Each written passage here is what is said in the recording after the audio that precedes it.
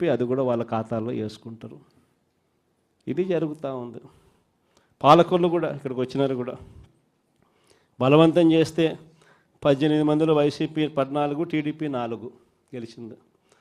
ఒకరిని లాక్కున్నారు ఎంతో కష్టపడితే, మిగతా వాళ్ళందరూ గట్టిగానే ఉన్నారు. అక్కడ కూడా ఇంకా చేయగలిగింది ఏమీ లేక వదిలేసినట్టున్నారు. ప్రజాస్వామ్యం కూని అయిపోయిన పరిస్థితుల మధ్య ఈరోజు మనం అంతా కూడా ఈరోజు ఏకమవుతా ఉన్నాం.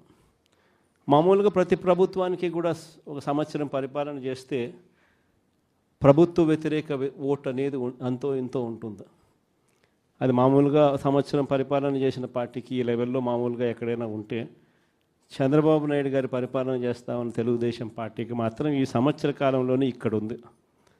ప్రభుత్వ వ్యతిరేక ఓటు అనేది ప్రజలు కూడా ఏ స్థాయిలో చంద్రబాబు నాయుడిని ద్వేషించుకుంటా ఉన్న పరిస్థితి ఉంది అని అంటే, ఆ ద్వేషం ఈ స్థాయిలోకి ఇప్పటికే సంవత్సరం కాలంలోనే వచ్చింది. గ్రామాల్లో మొట్టమొదట కనపడేది ఏమిటి? ఈ స్థాయి నుంచి పిల్లలు మొదలు పెడతారు. ఈ స్థాయి నుంచి పిల్లలు మొదలు పెడతారు. చంద్రబాబు నాయుడును ప్రశ్నించడం, చంద్రబాబు నాయుడు గారి కార్యకర్తలను ప్రశ్నించడం, చంద్రబాబు గారి నాయకులను ప్రశ్నించడం, ఈ స్థాయి నుంచి చిన్నపిల్లలు సైతం మొదలు పెడతారు. నా 15,000 సంగతి ఏమిటి అని ఈ స్థాయి నుంచి పిల్లలు మొదలు పెడతారు. ఎన్నికలప్పుడు ఏమని చెప్పాడు? ఇంటింటికి పోయాడు, ఇంటింటికి కరపత్రాలు పంచినారు, ఇంటింటికి బాండ్లు అన్నాడు, ఇంటింటికి పోయి ఏం చెప్పినాడు? ఇంట్లో చిన్నపిల్లలు, మీ ఇదే పాలకొల్లు నుంచి వచ్చిన కార్పొరేటర్లకు అయితే ఇంకా బాగా చక్కగా తెలుసు. ఆ మంత్రి రామానాయుడు అనే ఆ మంత్రి ఆయన మాట్లాడిన మాటలు వైరల్ అవుతూ ఉంటాయి. ఇప్పుడు ఈ రోజుకి కూడా సోషల్ మీడియాలో ఆయన మాట్లాడిన వీడియో టేపు. ఆయన ఏమన్నాడు? ఇంటింటికి ఆయన పోతాడు, ఆయనతో పాటు కార్యకర్తలు వీళ్ళందరినీ పంపించాడు. అక్కడ పోయినేమంటాడు? చిన్నపిల్లలు కనపడితే నీకు 15,000, నీకు 15,000, నీకు 15,000. అదే ఇంట్లో నుంచి వాళ్ళ అమ్మ బయటకు వచ్చింది, పిల్లల అమ్మ, వాళ్ళ చిన్నమ్మ. వీళ్ళు బయటకు వస్తే వాళ్ళని చూడగానే, వాళ్ళని చూసిన వెంటనే నీకు 18,000, నీకు 18,000, నీకు 18,000 అంటాడు. సంతోషమా అని అంటాడు. మళ్ళా అంతలో ఇంట్లో నుంచి ఈ చిన్నమ్మలు, ఈ అమ్మలు, వాళ్ళ అమ్మలు బయటకు వచ్చినారు. వాళ్ళని రైతు అని చెప్పి ఎప్పుడైతే చూశాడో నీకు 26,000, నీకు 26,000, నీకు 26,000 అన్న మొదలుపెట్టాడు. ఇలా మనం చెప్పిన దానికన్నా కూడా 3 4 ఎక్కువగా ఇస్తాము అని చెప్పి ప్రతి ఇంటికి కూడా వీళ్ళు చెప్పిన మాటలు వీళ్ళను వెంటాడుతూనే ఉంటాయి. ఏ ఒక్కరింటికి వీళ్ళు వెళ్ళలేని పరిస్థితి రాష్ట్రంలో ఈరోజు నెలకొని ఉంది. ఒకవైపున ఇలాంటి రాజకీయ పరిస్థితులు ఒకవైపున ఉన్నాయి. మాట మీద నిలబడని రాజకీయ నాయకుడు ఈరోజు రాష్ట్రంలో ముఖ్యమంత్రి హోదాలో ఉన్నాడు. మాట ఇస్తే ఆ మాట తప్పడం కోసమే, ఆ మాట అంటే వెన్నుపోటు పొడవడమే అని చెప్పి డెఫినేషన్ ఇస్తూ రాజకీయాలు చేస్తూ ఉన్న వ్యక్తి ఈరోజు ముఖ్యమంత్రి స్థానంలో కూర్చొని ఉన్నాడు. మరోవైపు రాష్ట్రంలో ఏది కూడా పట్టించుకునే పరిస్థితి లేదు. ఈరోజు స్కూళ్ళన్నీ కూడా నిర్వీర్యమైపోయిన పరిస్థితి కనిపిస్తుంది. ఇంగ్లీష్ మీడియం బడులు గాలికి ఎగిరిపోయిన పరిస్థితులు. గోరుముద్ద అన్న పథకం ఈరోజు బడులకు పంపించే తల్లులకి ఈరోజు కనీసం పలకరించే పరిస్థితి కూడా లేని పరిస్థితిలో బడులు తయారయ్యాయి. మరోవైపున పేదవాడి వైద్యం గురించి కనీసం ఆలోచన చేసే పరిస్థితిలో కూడా ఈ ప్రభుత్వం లేదు.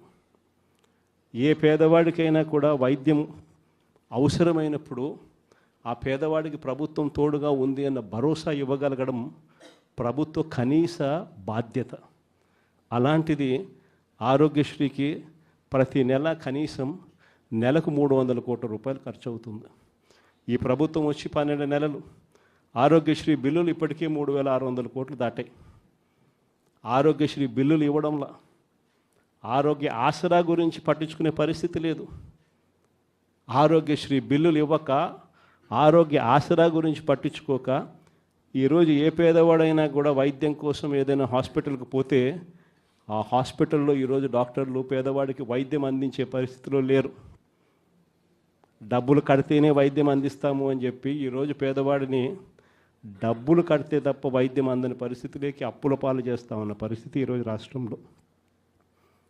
ఏ రైతుకు కూడా ఈరోజు గిట్టుబాటు ధర రావడంలా, ఏ పంటకు ఈరోజు గిట్టుబాటు ధర రావడంలా. మళ్ళీ దళారీల వ్యవస్థ వచ్చేసింది. ఆర్బీకే వ్యవస్థ కుప్పకూలిపోయింది. ఈ క్రాపింగ్ గాలికి ఎగిరిపోయింది. ఉచిత పంటల బీమా కంటికి కనపడకుండా తెరమరుగైపోయింది. పంటలు ఏదైనా వరదలు వచ్చినా నష్టం వచ్చినా వెంటనే సీజన్ ముగిసేలోగానే ఆదుకునే ఇన్పుట్ సబ్సిడీ కార్యక్రమం సీజన్లు ముగుస్తూ ఉన్నా కూడా పట్టించుకోలేని పరిస్థితి. రైతు పరిస్థితి ఈరోజు అగమ్య గోచరంగా కనిపిస్తూ ఉంది. మరోవైపున మనం కట్టిన 17 కొత్త మెడికల్ కాలేజీలు, అందులో 5 మెడికల్ కాలేజీలు మనం ఉండగానే కమిషన్ కూడా చేసాం. కాలేజీలు మొదలయ్యాయి 5 కాలేజీలు. మిగిలిన కాలేజీలు వార్ ఫుటింగ్ బేసిస్ మీద పనులు జరుగుతూ ఉన్నాయి. ఈ పెద్ద మనిషి ముఖ్యమంత్రి అయ్యాడు, కాలేజీలు కట్టాల్సింది పోయి అమ్ముతానని చెప్పి ఈ మనిషి తయారయ్యాడు. పేదవాడికి మెడికల్ కాలేజీలు అందుబాటులో లేకపోతే ఆ డిస్ట్రిక్ట్ హెడ్ క్వార్టర్స్లో ఎప్పుడైనా ఒక మెడికల్ కాలేజ్ అందుబాటులో ఉంటే దాని అర్థం ఒక మల్టీ స్పెషాలిటీ హాస్పిటల్ అందుబాటులో ఉంది అని నిదర్శనం. ఆ హాస్పిటల్స్లో ఆ కాలేజీలు అక్కడ ఉంటే అసిస్టెంట్ ప్రొఫెసర్లు అందుబాటులో ఉంటారు. ఆ కాలేజీలో పనిచేసే స్టాఫ్, పోస్ట్ గ్రాడ్యుయేట్ స్టూడెంట్స్ వీళ్ళంతా కూడా అందుబాటులో ఉండి ఒక మల్టీ స్పెషాలిటీ హాస్పిటల్ ఆ డిస్ట్రిక్ట్లో పేదలకు అందుబాటులో ఉంటుంది. ఎప్పుడైతే ఈ మెడికల్ కాలేజ్ అక్కడ